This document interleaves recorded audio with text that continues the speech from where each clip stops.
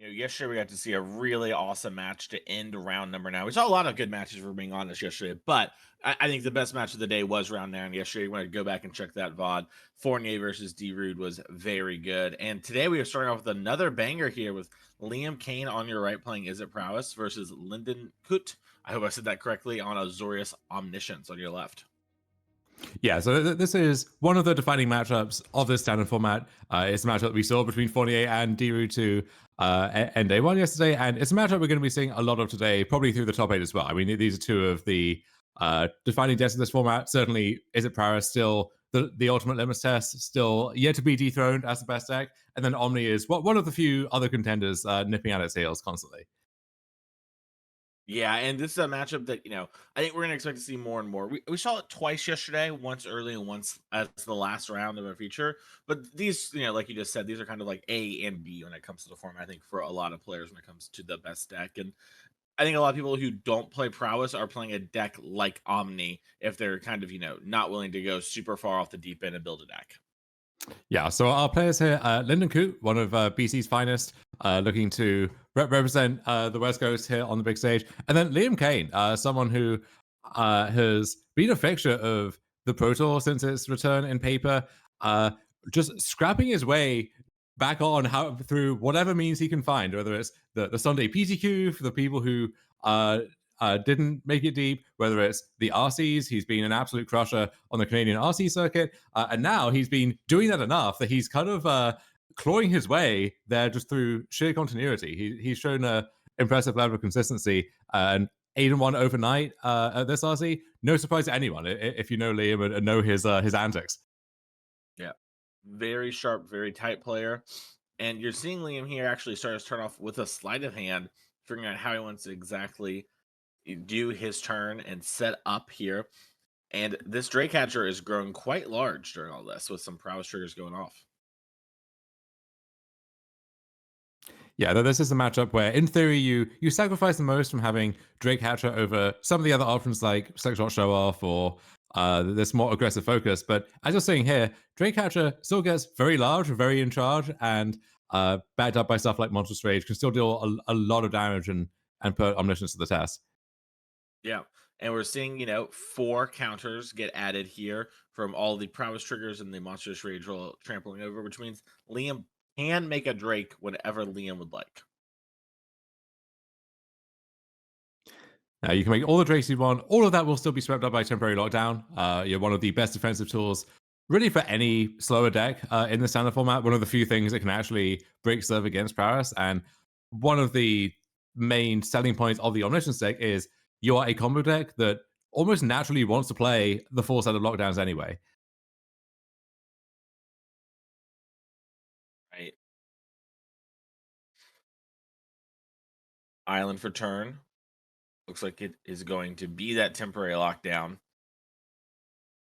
relieving the pressure for Linden here. So that's a great start, but that is step one to staying alive and staying in the game. You actually need to have the right follow up, and for the Omniscience deck, that means getting all your ducks in a row, assembling this 2.5, 3 card combo. So Linden is off to a good start, but he's not out of the woods yet, and Liam is trying to rebuild, apply this second wave of pressure here with Swift Spear into sleight of hand.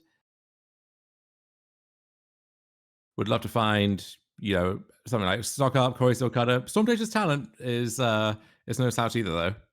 Yeah. Liam does have 1 spell pierce in the main this weekend. Obviously, there's no omniscience yet in the graveyard to stop the Abuelos, but it is something that Linden needs to be thinking about when playing out the turn, thinking about exactly what we're going to sequence here, as Liam has done a good amount of cantrip with these 3 sleight of hands. Yeah, during that decklist review period, different archetypes will be looking for different things, right? If you're the Omniscience deck, you see you're against Paris, yet again, probably. The first thing you do is your eyes jump to those instants, and you see how many copies of Spell Pierce are in the main deck. And one of the reasons to play Omni right now is you don't see a ton of Spell Pierces in the main deck, or sometimes not even at all. So, Liam has the one. We'll see if he can find that before too long. But you can jam without too much fear, at least in the pre-board games. All right, so the archaeologists come down milled over 3, and then picked up Stroke of Midnight. That's going to destroy target non-land permanent. Its controller creates a 1/1 white human creature token. So just a nice little removal spell. Yeah, it's a good proof of the maxim that you get what you pay for, right? Like if you want versatility, well, and you want to add a reasonable price, well, you're gonna have to give them something back. It's not an actual Bloomburrow card, but it feels like you're gifting them a fish, right? Yeah, the Progenitus fish card.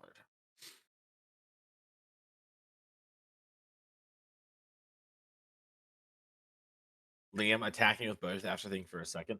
Linden blocks, decides to fetch the table package, gets an island. A little shaking of the head there from Liam. So both players are chit-chatting back and forth with each other. One of the more fun parts. Liam has a fun table presence where, regardless of whether he's hopelessly ahead or hopelessly behind, he'll still have his head in his hands, looking like the world is crashing down around him. That's tough. Nobody has it tougher. As it does look like we have double land here for Linden. Gonna put those into the graveyard. It looks like we're gonna pass priority. Liam gonna level up the talent post combat. Curious if it's sleight of hand or rage. It is monstrous rage going to hand. Yeah, It's so landed that it. is a sign of weakness in one sense, right? But yeah, the thing about Omni is you kind of know if you could be dead on this end based on is he in the graveyard already? Well, in this case, no. So the coast is kind of clear in that sense. So Liam would rather be spending his turn doing other things, but he can spend this turn doing this thing and know he'll probably get another turn to hopefully figure out something to do. All right, so Linden played into the Dragonstorm, or on Dragonstorm, excuse me. And then drew 2 cards, drew a stock up, didn't play it. Decided to hold up the mana here. Dom, I'm so tempted to play that stock up there. It's you feel the siren's call of the stock up, right? It's so alluring. It's so much value, but you gotta be disciplined. All right. Corey Steelcutter comes down. Torch the Tower's going to bargain getting rid of our Storm Chasers talent to take down the Archaeologist. That's going to trigger Corey. Get a Scry. Against against some of the builds we've seen this weekend, you'd have to be deathly afraid of scroll shift in this exact spot, right? Just saving the Falaji, drawing a card, getting another Falaji trigger. Not really the case here. So that exchange will go through at the very least. Yeah, and I think that's, maybe part of the reason why we've seen such success in scroll shift builds is not only is it powerful, it's also really taxing to play against, right? Maybe, we saw this earlier in the day where a player plays around a card maybe a little too hard, right? And then that player didn't end up getting punished in that spot, but you can very easily imagine, one draw step difference there, and suddenly the game is over. Linden thinking about if I want to do something before combat. Remember, we do have Stroke of Midnight in hand. We're counting our prowess C. Nature 5 damage should be coming across here. Abuelo's in hand for Linden. I wonder if he's thinking about blowing up his own lockdown and then Abuelo's in it. Ooh, okay. I like how your head is at, Mason. Yeah. The I'm not doctor's saying I would necessarily do it, but yeah. I love the vision. Listen, one thing I'm willing to think about every play, Now that sometimes means some heinous plays come out of my mouth, sure, but I'm willing to think about it, Dom. As we are just going to blow Corey Steelcutter, much less fancy, but still good. As Azorius Omniscience has drawn the namesake card in Omniscience, but no way to discard it with Abuelo's in hand. And facing down 3 creatures now. Now, of course, one of those is just a blank 1/1. And we are going to stock on up as we found, I think, a temporary lockdown in the mix. Along with a land, Dom.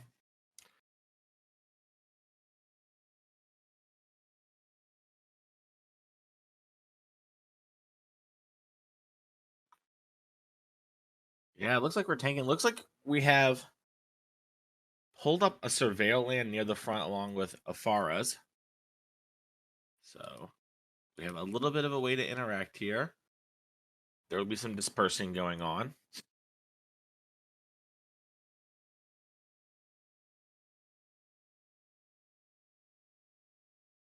Bidding the archaeologist.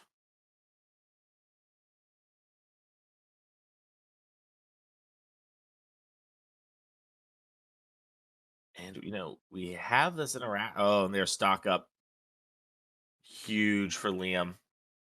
So I said we have this one piece of interaction, but we do need to actually kill in the next turn. Liam's stock up starts with 3 lands, ends with a stock up and a Corey Steel Cutter. Yeah, depending on what's the first card and what's the fifth card, you can go on this real emotional roller coaster just by resolving a star card, right? It's truly a high emotion card every time you play it. It's either I'm on top of the Now, world or I'm so unlucky. are you someone who likes to look at everything at once, or do you like to slow yourself for maximum suspense one way or another? Perhaps maximum emotional, Uh, damage or jubilation too. I want the dopamine overload all 5 at once, Boom, boom, boom, boom. And it looks like we went for the double spell. I do really appreciate Liam taking a second there to double check, do I want one of these lands? Corey Steel Cutter coming down. Yeah, All you right. see with some of the slower stock up decks, right? Like the control decks and even the omniscience deck. Like sometimes turn 7, turn 8, you've hit all your land drops, you cast a stock up. One of the things you most want to see is just another land, so you can actually double spell the way you want to. But yeah, Leah making really big attack here, and This is Linden already a personally low life total. Yeah, no, this is lethal. Yeah, I mean, both prowess creatures are 4/4s, and then you monster rage the other Yeah, guy. That's a 4, and yeah, Linden had a piece of spot removal, but needed more. And unfortunately, this is one of the awkward parts of the omniscience deck is you can draw the namesake cards, but if you had to use one of your discard effects to find the Azorius omniscience, if it hits your hand, it can be sometimes very, very bad. yeah. We saw Linden kind of kept up with Liam's draw, right? Had the early lockdown. Liam didn't really have an impressive second wave right away, but Linden was just kind of spinning his tires a bit, couldn't get anything going. And game one, at least for the Omniscience deck, you only have one thing to get going, and it takes a lot of setup, and it just didn't all come together. So Liam had time to rebuild, rose to the challenge, and is a game up now in our feature match. Yeah, and has some really good ones in the sideboard. I mean, 3 slick shot show off has to be for matchups like this, right? Yeah, it is for any matchup where you care about racing. Where if you're playing mirrors all day, then you want all the Drake catches you can get. If you're playing against domain and omniscience and control decks, then that's where the show-offs really shine. So that's a straightforward swap there. But we actually saw early on, right? Most of the Paris decks started their show-offs, and then as people discovered Drake Catcher, that card started creeping into sideboards and then into main decks. And Slickshot was kind of pushed to the side. But seeing what ratio of each of those people have chosen to bring is always fun to check out. And then you have Ghost Vacuum, which we've seen some Omniscience lists pivot away from the combo and from the graveyard to some extent in the post-war games. When we look at Linden's list, we'll see how feasible that might be for him. But in the dark, you're definitely going to bring in that Ghost Vacuum. And in worst case, Mason, it's a one-mana spell to trigger Paris, and you can't really ask for too much more than that. Yeah, I mean, that is honestly just a fine fail case. As long as you're not getting completely and utterly destroyed by the backup plan, right? That sort of fair game plan that sometimes does pop up in these matchups. That's okay. You can get away with that. Meanwhile, speaking of the Azorius Omniscience getting away with something, let's see what they're trying to get away with in the sideboard here. All Yeah, right, so so nothing too out of line for Linden, it looks like. yeah, it's looking very, stock and true. We got a bunch of Bezas, we got a Boonbreaker Valkyrie, we got a couple pieces of spice with Soul Partition and things like that. But for the most part, it looks like we're going to see a lot of what we've seen in the previous rounds. A lot of, I'm going to be some amount of bad blue-white control plus combo deck. Yeah, if anything, the main deck is where Linden is getting a little cheeky with. He's got his scroll ships of his own. Main deck Hootsel's flanker, and that stroke of midnight we saw. Like that's where the spice is. If on this deck list, and then the sideboard is. I'm not going to say it's boring, Mason, but it's. I mean, we've seen it all before. Yeah, there's not not too much here. I will say is I like the idea of like console flanker in the main, right? Like it seems like a pretty fine card, something that gives you probably a pretty big edge in the mirrors. Like just having a main deck graveyard hate card there seems kind of nice. I don't know. I don't know if I'd give up stock up for it, but I do like the idea. Yeah, I mean, Stock Up is one of the cards whose printing revived this deck and took it from, a deck you'd maybe heard murmurs about on the fringes during the RCQ season or something, and transformed it into one of the best decks in the format that has kept up with all of the twists and turns since then. Yep. The card is very strong. All right, our players going back to the future match area here. Oh my goodness, Linden's Decklist has been destroyed over the day. He must have had some tough battles. Whereas Liam's is unruffled, immaculate, a nice fresh fit. The vibes are good. Yeah, Liam just curved out all day. Meanwhile, Linden out here scrapping a stroke of midnight, you know? We need to get that deck list to the ER or something. It's not looking good, Mason. I don't know if it's going to make it through the entire day. It's tough. And it needs to too, as both these players are very live for top 8. 8-1 is, far from out. I believe top 12 get Pro Tour invites. Is that correct, Dom? Yes, yes. Yes. Look. If Linden goes a distance, gets a top 8, we'll fire out the printer, get him a replacement. It'll be fine. Nah, you gotta stick with that. That's a ride or die moment. Yeah, I still have not all of my printed RC deck lists, but certainly the RCs I did well at. Those are in the box of nostalgic trinkets and so on. Mm, I like that. I think I have my Phoenix one from the first RC, but I actually don't remember. It was a busy point in my life. I should check that out later. That would be a cool thing to keep around. All right, as it looks like Liam is done. He's sideboarded. He's ready to play. Another Azorius person who thinks they have a good matchup versus me. Bring it.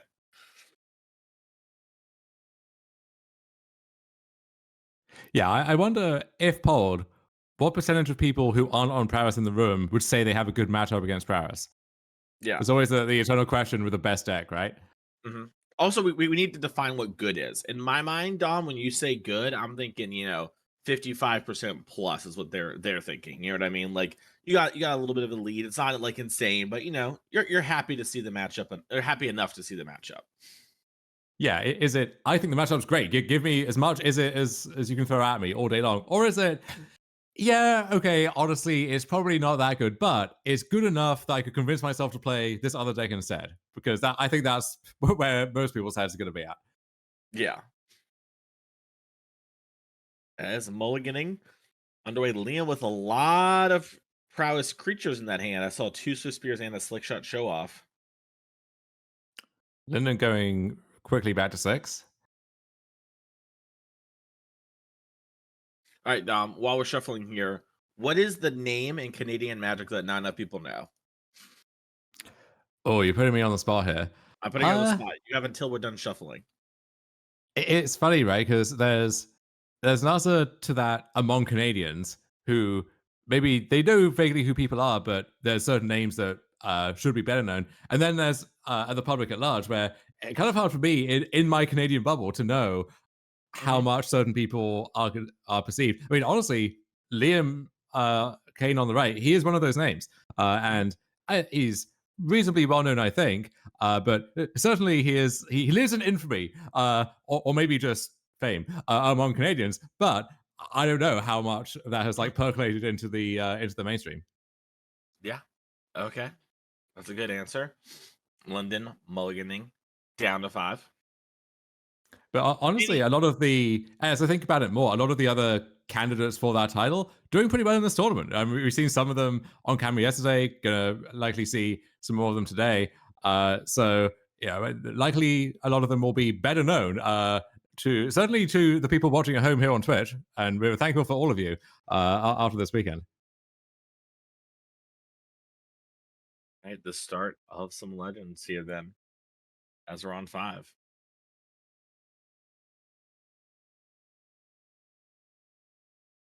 How's the province, ego checks going on? That used to be a big part of Mm. Canadian Magic Twitter was, which province is at top. I haven't seen it in a while. Have we Oh, come to terms with each other?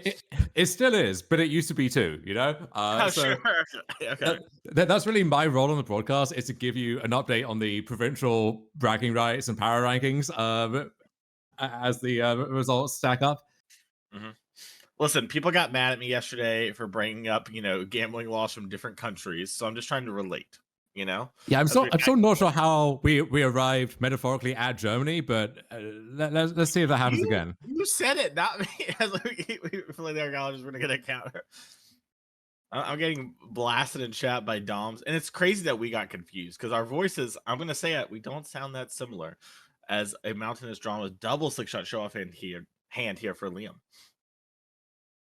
I remember in a commentary role, our mutual friend Emma Partlow was on the roster. They were trying to figure out, okay, who's going to get paired with who and how are we going to schedule all of this. And there was a concern that, well, can we put two British accents together? Because what if they sound too similar?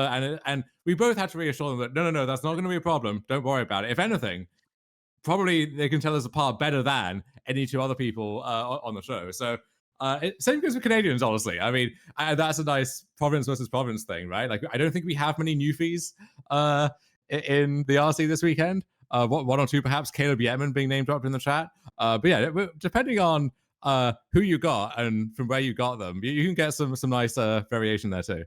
And speaking of got him, Liam got double Swift Spear on turn number 2 and attacks in here, gets 2 across from a little bumping of heads. Yeah, I gotta say, Dom, if this is a safe space, when I watch Doctor Who, it's just so hard. There's so many British people. I'm like, who's talking? So I'm glad that other people thought about that. Well, hey, the nice thing about that, Mason, is if there's one accent you find hard to understand, they'll be the 18th Doctor, the 19th Doctor. They change the cast around pretty frequently, so you Yeah, only have to wait so long. yeah. As we do see temporary lockdown come on in, picking up the triple Swift Spear, and Linden has to think, well, that's going to be the end of the aggression, but there's still 2 slick shot show offs in hand for Liam. Yeah, and that triple Swift Spear start, it's not easy to kill on turn 3 in standard, or really anywhere, honestly. But the triple Swift Spear start, that can lead to it, right? You start with Monstrous Rage into something else. So there's a chance if Linden didn't have lockdown, he was just dead on the spot. And he's still in a pretty difficult situation anyway, right? Like, Liam just rebuilt effortlessly with Sexual into Storm Tracer's talent and picks up a Spell Pierce for the turn. So still playing offense and now playing defense too. Yeah, and a very interesting question here too, right? Of do I plot this slick shot to maybe play around temporary lockdown, or do I play it here to get this extra damage along with this Ghost Vacuum and attack here? 4/5. Afaris is going to get rid of the auto. We're going to get some surveilling going on. That was a scroll shift in the land. Scroll shift goes back on top. Slick shot hits in for 3. And we're going to plot another slick shot show off and pass the turn. Yeah, and with the Ghost Vacuum, Liam doesn't even need to keep up that spell pierce, right? I mean, Linden has to be thinking, what's that last card in Liam's hand? What can I beat, depending on what it is? Spell pierce is going to be hard to beat for, most routes Linden could take back into this game. Yeah, I was going to say, are we supposed to scroll shift right now and just clean everything up while we're tapped out? Or I think so, honestly. Yeah, I mean, you've seen so many haste creatures that it's kind of hard for Liam to have even more, right? Yeah. And Liam doesn't have a ton of cards that would punish you for waiting, but he sure does have one of them. Yeah. Yeah, I guess it's just so hard with the plotted slick shot, right? It's just like, well, if I do this and then, he deplots a slick shot, I just die or whatever. But it's going to be a tough game to navigate, I think, from here, as Liam's going to deplot Yeah. slick off. And I think I do like waiting because the slug shot by itself, even if that's your only prowess threat, that represents lethal over the course of a few turns. So I like trying to catch it all. Turns out Liam has it all though, and yeah, I think gonna very swiftly take this round 10. Like, oh, that's 1 mana untapped. Interesting. Here's Spell Pierce. Yeah. And that's 4 extra damage. I had enough already, but here we go. And here's Afaris Ooh. on the one with the Monstrous Rage. So we are going to deal 5 damage with the slick shot show off that was not buffed up. That's going to put Linden to 7. We bend 2 cards. Land. And So now Linden has exactly what he needs to survive the turn, but where do we go from here? Like, even if he draws exactly lockdown, well, is he in a good spot now? Like, it's tough, right? Yeah, I think Beza had to be the start of it all, right? Like, get some life, get a card, and then hope that Liam draws a land, and then all he does is level up his talent. Yeah, that's the squeeze that the power stack puts you in sometimes, where you get into these spots mid game where, okay, I can't really beat a spell, so I need them to draw a land, but if they draw a land, they can just level their talent. So it has to be Spire Bluff Canal? Turns out it's not, though. It's another Monstrous Rage. And yeah, Liam, in a convincing steamroll there, moves on to 9-1, in very good shape to make yet another RC top 8. He can't keep getting away with it, folks, and yet it appears he can.